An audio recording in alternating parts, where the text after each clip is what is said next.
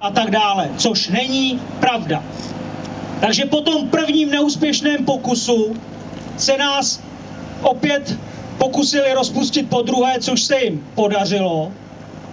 A na tuto špinavou práci si najali úřednickou vládu pana Fischera, mimochodem paradoxně vládu, která byla složená z bývalých komunistů, bezcharakterních kariéristů, kterým bylo úplně jedno, jestli jsou jeden týden v té politické straně a druhý týden zase v jiné. Byla to špinavá politická zakázka a na ní si najali tu nejhorší politickou spodinu, která tady za poslední roky vládla.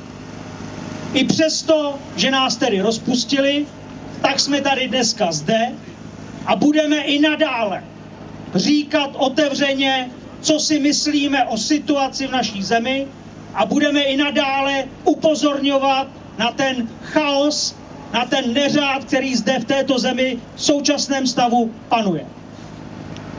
Co se bohužel za ten rok nezměnilo, tak to je věznění našich lidí.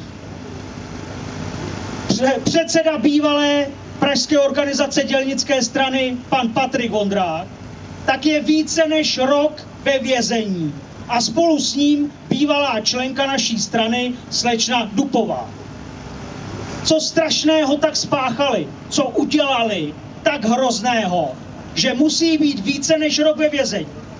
No dovolili si v rádoby demokratickém režimu nehoráznou věc. Vylepovali samolepky s nápisem nacionalismus místo globalizace a dovolili si pořádat akce a shromáždění. No to se přeci v demokracii nesmí. Nesmíte vylepovat samolepky, nesmíte pořádat akce, které jsou namířeny proti současnému režimu.